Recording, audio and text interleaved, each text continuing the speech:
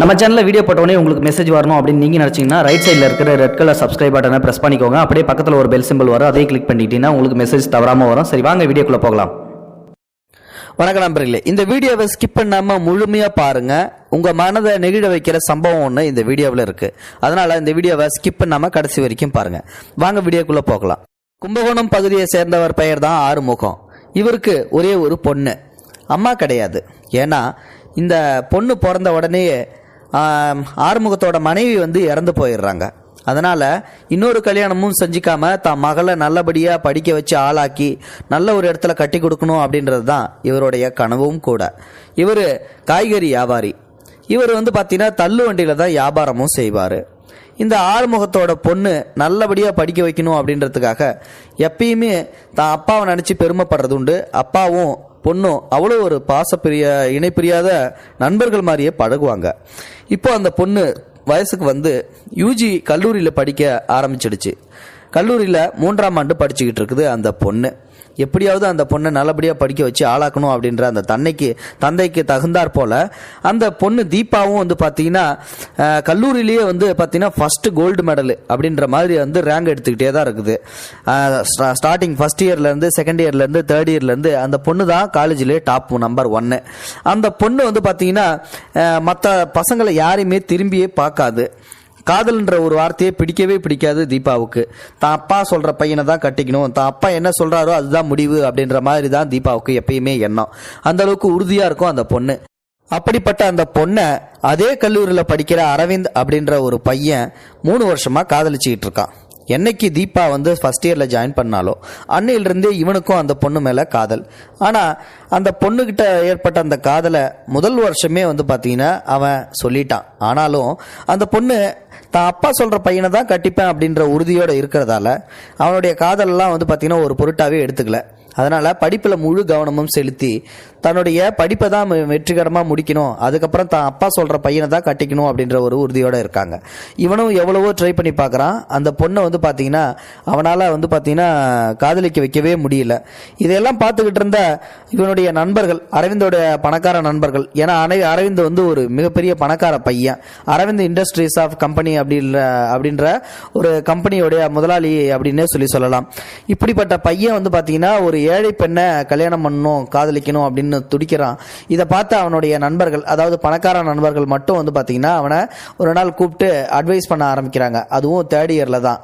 இப்போ அந்த அட்வைஸ் என்ன அப்படின்னா, டேய் உனக்கு எவ்வளோ பெரிய மனசு இருக்குது, நீ எவ்வளோ பெரிய ஆள், நீ எவ்வளோ பெரிய கம்பெனிக்கு முதலாளி, உங்கள் அப்பா எவ்வளோ பெரிய ஆள், இவ்வளோ பணத்தை வச்சுக்கிட்டு சாதாரண ஒரு காய்கறி வியாபாரம் பண்ணுற ஒரு ஏழையோட பொண்ணை காதலிச்சிட்டு இருக்கியடா 3 வருஷமா, ஏண்டா இப்படி பண்ணுற, எங்களோட மானத்தை வாங்கிட்டு இருக்கியடா, உனக்கு பொண்ணு காதலிக்கிறதுக்கு வேற பொண்ணே கிடைக்கலையா, அந்த பொண்ணை பார்த்தா அழகாவும் கூட இல்லை, அவள் கல்லூரியில் டாப் நம்பர் 1 படிக்கிறா அப்படின்றதுக்காக மட்டும் அந்த பொண்ணை போய் விரும்புறியாடா, அப்படி அவகிட்ட என்னதாண்டா இருக்குது, ஏண்டா நீ காதலிச்சு எங்களெல்லாம் அசிங்கப்படுத்துற, உன்னால எங்களையும் தப்பா நினைக்க மாட்டாங்களா அப்படின்னு சொல்லி திட்ட ஆரம்பிக்கிறாங்க. ஆரம்பத்துலேருந்தே திட்டிட்டு தான் இருக்காங்க, இப்போ கொஞ்சம் அதிகமாகவே திட்டுறாங்க. இப்போ இதெல்லாம் கேட்டுக்கிட்டு இருந்த அரவிந்துக்கு சட்டுன்னு கோவம் வந்துருச்சு.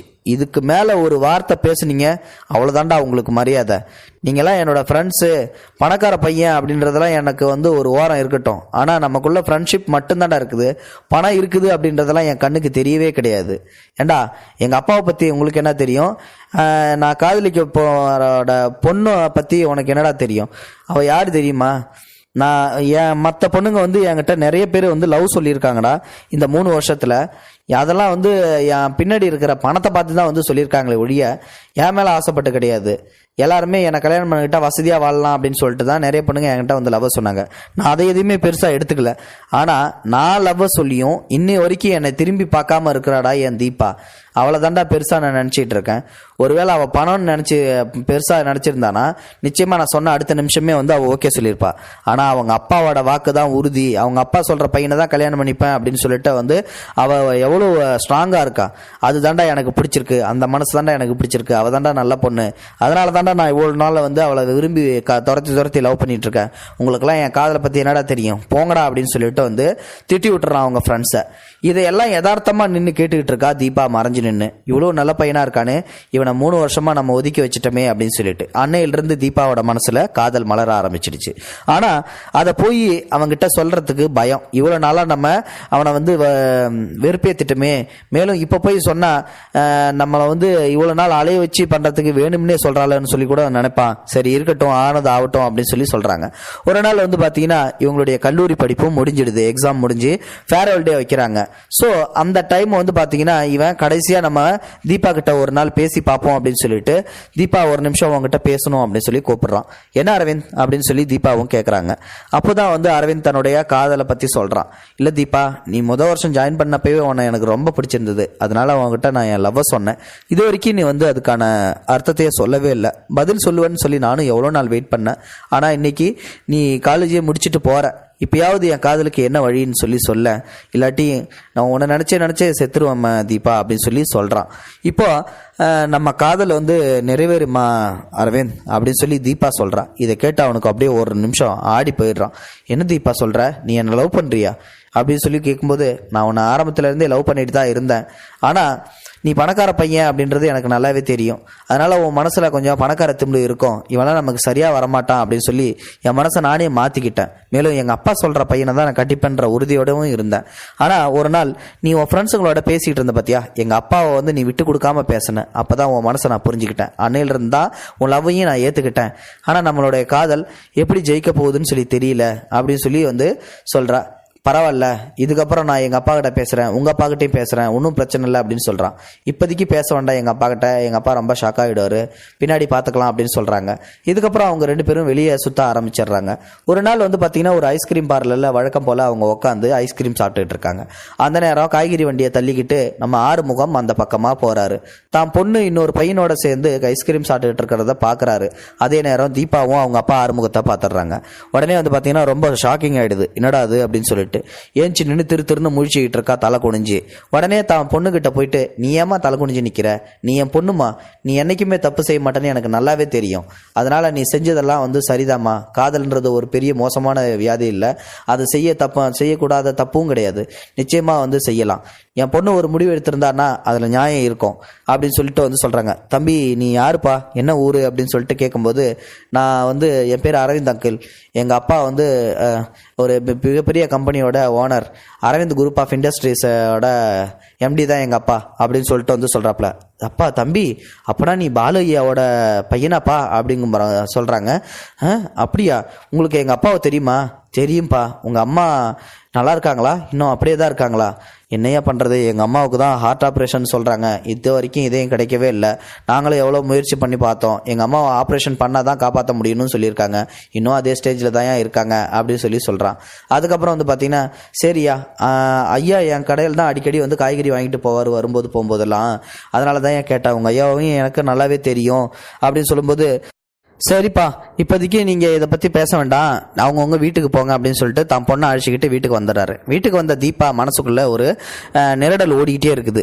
ஏன்னா அவங்க அப்பா வந்து பார்த்திங்கன்னா ஒரு மிகப்பெரிய பணக்காரரு, அதுக்கப்புறம் அவங்க அப்பா கொஞ்சம் பணக்கார புத்தி அதிகமாக இருக்கும், பணத்திமிரு அதிகமாக இருக்கும் அப்படின்னு சொல்லிட்டு கேள்விப்பட்டிருப்பா. இந்த காதல் எப்படா ஜெயிக்க போது, அவங்க அப்பா கிட்ட எப்படா சம்மதம் வாங்குறதுன்னு சொல்லி தீபாவுக்கு ஒரே மனக்குழப்பம். இதை வந்து பார்த்தீங்கன்னா அவங்க அப்பா பார்த்துறாரு ஆறுமுகம். என்ன மகளே, ஏன் இந்த மாதிரி வந்து அமைதியாக உட்காந்துருக்கா, உனக்கு என்ன பிரச்சனை அப்படின்னு சொல்லி கேட்கும்போது, இல்லை எங்களோட காதல் வந்து ஜெயிக்குமா, அரவிந்தோட அப்பா பாலு ரொம்ப மோசமான ஒரு பணத்தாசை பிடிச்சவர், ப்ரெஸ்டீஜ் பார்ப்பாருன்னு சொல்லி நான் கேள்விப்பட்டிருக்கேன், நான் ஒரு ஏழை அப்படின்றது தெரிஞ்சுக்கிட்டா நிச்சயமாக எங்களோட காதலை ஏற்றுக்க மாட்டார், என்ன பண்ணுறதுன்னு தெரியல அப்படின்னு சொல்லிட்டு இருக்கும்போது, நீ ஒன்றும் கவலைப்படாதம்மா, எல்லாத்தையும் நான் பார்த்துக்கிறேன், அவர் எனக்கு தெரிஞ்சவர் தான், என் கடையில் காய்கறி வாங்குவார் அப்படின்னு சொல்கிறாங்க. அப்பா காய்கறி வாங்கினா போதுமாப்பா, அவங்க ஸ்டேட்டஸுக்கு நம்ம இருக்க வேண்டாமா அப்படின்னு சொல்லும்போது, நிச்சயமாக வந்து நான் அவர்கிட்ட பேசி சம்மதம் வாங்குறேன், நீ சந்தோஷமா இருமா அப்படின்னு சொல்றாரு. அதுக்கப்புறம் வந்து பார்த்தீங்கன்னா நைட்டு முழுக்க இவருக்கு யோசனையாகவே இருக்குது. என்னதான் நம்ம பொண்ணுக்கு சமாதானம் சொன்னாலும் நிச்சயமா அவரை பற்றி நமக்கு நல்லாவே தெரியும், அவர் இந்த கல்யாணத்துக்கு சம்மதிக்கவே மாட்டார், என்னடா பண்ணலாம் அப்படின்னு சொல்லிட்டு வந்து யோசிச்சுட்டே இருக்கார். அடுத்த நாள் காலையில் வந்து பார்த்தீங்கன்னா அரவிந்தோட வீட்டுக்கு நேராக ஆறுமுகம் போகிறாரு. அங்கே போன உடனே வந்து பார்த்தீங்கன்னா அரவிந்த் அந்த இடத்துல அவர் தனியாக ரூமில் இருக்காப்புல.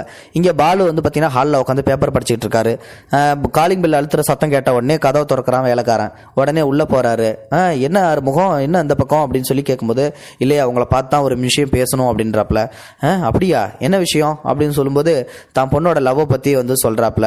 சொல்லி முடிச்சதுக்கப்புறம் வந்து பார்த்தீங்கன்னா அவர்கிட்ட சம்மதமும் வாங்கிக்கிட்டு சந்தோஷமாக வெளியில் வர்றதை பார்த்த உடனே வந்து பார்த்தீங்கன்னா தீபாவுக்கு ரொம்ப ரொம்ப சந்தோஷமாகிடுது. என்னப்பா முகத்தில் சிரிப்போட இருக்குது, சந்தோஷமாக இருக்கீங்க, சம்மதம் வாங்கிட்டீங்களா என்ன? நான் பேசி சம்மதம் வாங்காமல் இருப்பேனாம்மா? கண்டிப்பாக சம்மதம் வாங்குவோன்னு எனக்கு நம்பிக்கை இருந்தது, அதேமாரி வாங்கிட்டேன் அப்படிங்கும்போது ரொம்ப ரொம்ப நன்றிப்பா வாப்பா அப்படின்னு சொல்லிட்டு வந்து ரொம்ப சந்தோஷமாக ஆனந்த கடலில் மிதக்க ஆரம்பிச்சிடுறா. அதுக்கப்புறம் வந்து பார்த்தீங்கன்னா ஊரையே கூட்டி கல்யாண ஏற்பாடுகளும் தடபுடலாக நடந்துகிட்டு இருக்குது. அந்த சமயம் வந்து பார்த்தீங்கன்னா நம்ம ஆறுமுகத்தை காணலை. கல்யாண ஏற்பாடுகள் நல்லா நடந்துகிட்டு இருக்கிறது. உடனே வந்து பார்த்தீங்கன்னா இந்த சொந்தக்காரங்க எல்லாரும் வந்து பாலு உண்மையிலுமே கிரேட் தான்பா, அவருக்கு தகுந்தாப்புல ஒரு மிகப்பெரிய ஆளை தான் பிடிச்சிருக்காராட்டுக்கு அப்படின்னு சொல்லவும் பார்த்தீங்கன்னா அரவிந்துக்கு சந்தேகம் வந்துடுது. என்னடா அது இவங்க இப்படி பேசிக்கிறாங்க, அப்படின்னா காசு பணம் எல்லாம் இவ்வளோவுக்கு செலவு பண்ணுறாருன்னா நம்ம அப்பா வந்து ஏதோ ஒரு தப்பு பண்ணுறாரு அப்படின்றத புரிஞ்சுக்கிறான். உடனே வந்து பார்த்தீங்கன்னா இவனுக்கு ஒரு சந்தேகமும் கூட. தீபாவை பார்த்து பேசுகிறான். தீபா எனக்கு என்னமோ சந்தேகமாக இருக்குது, எங்கள் அப்பா பணத்தாசை பிடிச்சவர், உங்கள் அப்பா பேசின அடுத்த நிமிஷமே ஒத்துக்கிட்டாரு அப்படின்னா எனக்கு என்னமோ சந்தேகமாக இருக்குது, இவ்வளோ சீக்கிரம் ஒத்துக்க மாட்டாரேச்சே, அதுவும் இல்லாமல் இந்த கல்யாணத்தையே கிராண்டாக செய்கிறாரு, அதில் தான் எனக்கு இன்னும் டவுட் அதிகமாகுது அப்படின்னு சொல்லும்போது, என்ன சொல்கிற, சரி உங்கள் அப்பா எங்கே அப்படிங்கும்போது, எங்கள் அப்பா ரொம்ப நேரமாக காணோம், எங்கே இருக்காருன்னு சொல்லி தெரியலையே அப்படின்னு சொல்லி வந்து தீபாவும் சொல்கிறா. அப்போனா எங்கள் அப்பாவுக்கு தான் தெரியும் அந்த விஷயம், வா போகலாம் அப்படின்னு சொல்லி ரெண்டு பேருமே போயிட்டு கேட்குறாங்க. அரவிந்தும் தீபாவும், அப்பா எங்கே வச்சுருக்கீங்க இவங்களோட என் காதலியோட அப்பாவை, அவர் ரொம்ப நேரமாக ஆளை காணோம், அவருக்கு ஏதோ பிரச்சனை, நீங்கள் என்ன பண்ணீங்க அவரை அப்படின்னு சொல்லி கேட்கும்போது, இல்லைப்பா ஒன்றும் இல்லைப்பா, நீங்கள் கல்யாண வேலையை பார்க்கும்போது இப்போ சொன்னீங்கன்னா தான் நான் போய் வந்து அவள் கழுத்தில் தாலி கட்டுவேன், இல்லாட்டி என் கழுத்தை அறுத்துட்டு நானே செத்துருவேன், உண்மையை சொல்கிறீங்களா இல்லையா அப்படின்னு சொல்லி மிரட்டுவான் அரவிந்த். இதை பார்த்த உடனே இருப்பா நான் உண்மையை சொல்லிடுறேன் அப்படின்னு சொல்லி அவர் உண்மையை சொல்ல ஆரம்பிப்பாப்ல. அன்னைக்கு இவங்க அப்பா வந்து என்கிட்ட சம்பந்தம் பேசுறதுக்காக வந்தார்ல, அன்னைக்கு நான் அவரை அசிங்கமாக வந்து திட்ட ஆரம்பிச்சிட்டேன். ஆனால் அவர் என்கிட்ட ஒரே வார்த்தையை சொல்லி முடிச்சாரு. என்ன சொன்னார் தெரியுமா, என்கிட்ட வந்து உங்கள் அளவுக்கு வந்து ஸ்டேட்டஸு வந்து பணமோ வசதியோ எதுவும் கிடையாது, ஆனால் என் உசுர் இருக்குது, அதை கொடுக்கறதுக்கு ஒரே ஒரு காரியம் மட்டும் நான் செய்கிறேன், அதுக்கு தயார், என் பொண்ணுக்காக என்கிட்ட பணம் காசு எதுவும் இல்லை, நான் என் உசுரையே கொடுக்க போகிறேன், அதுவும் என் பொண்ணுக்காக உங்களோட மனைவிக்கு வந்து ஹார்ட் ஆப்ரேஷன், ஹார்ட் தேவைன்னு சொல்லி தெரிய வரும், இப்போதைக்கு என் ஹார்ட்டை தான் வந்து உங்கள் மனைவிக்காக நான் கொடுக்குறேன், அதுக்கு பதிலாக என் பொண்ணை வந்து உங்கள் மருமகளாக ஏற்றுக்குங்க அப்படின்னு சொல்லி கெஞ்சினார். அப்புறமும் நானும் யோசிச்சு பார்த்தேன், உங்கள் அம்மாவை காப்பாற்றுறதுக்கு எனக்கு வேறு வழி தெரியல, அதனால தான் இந்த ஹார்ட் ஆப்ரேஷனுக்கு நான் ஒத்துக்கிட்டேன், அதுக்காக தான் இவங்க அப்பா வந்து நான் அழிச்சிட்டு போனேன் ஹாஸ்பிட்டலுக்கு, ஆனால் ஏதோ ஒரு நிமிஷம் இவங்க அப்பா உயிரோட கொல்றது வந்து எனக்கு பிடிக்கவே இல்லை, அதனால தான் அந்த ஆப்ரேஷனை வந்து ஸ்டாப் பண்ணிட்டேன், உங்கள் அம்மாவோட நிலைமை அப்படிதான் இருந்துட்டு போகட்டும்டா, அது ஆண்டவன் விதிச்சது, ஏன் இன்னொருத்தரோட உயிரை கொண்டு என் மருமகளை ஏற்றுக்கணும், அதுக்கு நான் டைரெக்டாகவே ஏற்றுக்கொண்டா, இந்த அளவுக்கு பெருசாக உள்ள அந்த மனுஷனை இப்போது மயக்க மாத்திரை கொடுத்து அமைதியாக இருக்காரு, ஆப்ரேஷன் நடக்க போகிற அந்த சமயத்தில் தான் நான் அதை தடுத்தேன், இப்போ அவர் கண்முழிச்சு பார்க்கும்போது அவங்க பொண்ணு மனக்கோலத்தில் இருக்கிறத பார்த்து சந்தோஷப்படணும், அதுக்காக தான் வந்து கல்யாணத்துக்காக நான் இங்கே வந்திருக்கேன், முதல்ல தாலியை கட்டுறா அதுக்கப்புறம் போய் பார்க்கலாம் அப்படின்னு சொன்ன உடனே இவனுக்கும் ஆனந்தத்தில் வந்து பார்த்தீங்கன்னா அவங்க அப்பாவை கட்டி தழுவி ரொம்பவும் சந்தோஷப்பட்டுக்கிறான், தான் அப்பா இப்போ வந்து திருந்திட்டாரு அப்படின்னு சொல்லிட்டு. உடனே வந்து பார்த்தீங்கன்னா கல்யாணமும் நடக்குது. மனக்கோலத்தில் வந்து ஹாஸ்பிட்டலுக்கு போகிறாங்க. நம்ம ஆறுமுகம் கண் முடிச்சு பார்த்தா தான் பொண்ணு மனக்கோலத்தில் இருக்கிறத பார்த்த உடனே ரொம்ப ரொம்ப சந்தோஷப்பட்டு, ஐயா உங்களுக்கு நான் ரொம்ப ரொம்ப கோடி புண்ணிங்கய்யா அப்படின்னு சொல்லிட்டு வந்து காலில் விழுவுறாப்புல. பரவாயில்ல ஆறுமுகம், நான் வந்து உங்ககிட்ட மன்னிப்பு கேட்கணும், நீ இவ்வளோ பெரிய காரியத்தை செய்ய துணிஞ்ச உடனே உங்ககிட்ட நான் மன்னிப்பு கேட்டு இதை செய்யக்கூடாதுன்னு சொல்லியிருக்கணும், ஆனால் என் பொண்டாட்டியோட உசுருக்காக நான் வந்து உன் உயிரை வந்து பணையம் வச்சேன், ஆனால் அது எவ்வளோ பெரிய தப்புன்னு எனக்கு புரிஞ்சுக்கிச்சு, பரவாயில்ல உன் பொண்ணு உண்மையிலுமே வந்து கிரேட் தான், நல்ல அதிர்ஷ்டக்காரி, எனக்கு மருமகளாக வந்துட்டா, நானும் அதிர்ஷ்டக்காரன் தான் அப்படின்னு சொல்லிட்டு ரொம்ப சந்தோஷமாக இருக்கிறாங்க. இதுலேருந்து ஒரு விஷயம் நல்லாவே தெரிஞ்சிருக்கும். இந்த நெஞ்சிருக்கும் வடை படம் பார்த்துருப்பீங்க பார்த்தீங்களா, இதயத்தையே கொடுக்குறேன் அப்படின்ற மாதிரி தான் பொண்ணுக்காக இதயத்தையே கொடுக்குற அந்த அப்பாவை உண்மையுமே நிகழ்ச்சி பெருமை பண்ணணும்னு நினைக்கிறேன். இந்த வீடியோ பிடிச்சிருந்தா லைக் பண்ணுங்கள், ஷேர் பண்ணுங்கள். தேங்க்யூ ஃபார் வாட்சிங். இது போன்ற செய்திகளை உடனுக்குடன் நீங்கள் தெரிந்து கொள்ள மறக்காமல் எங்களுடைய சேனலை சப்ஸ்கிரைப் செய்யவும், கூடவே பக்கத்தில் வரும் பெல் ஐக்கானையும் கிளிக் செய்யவும்.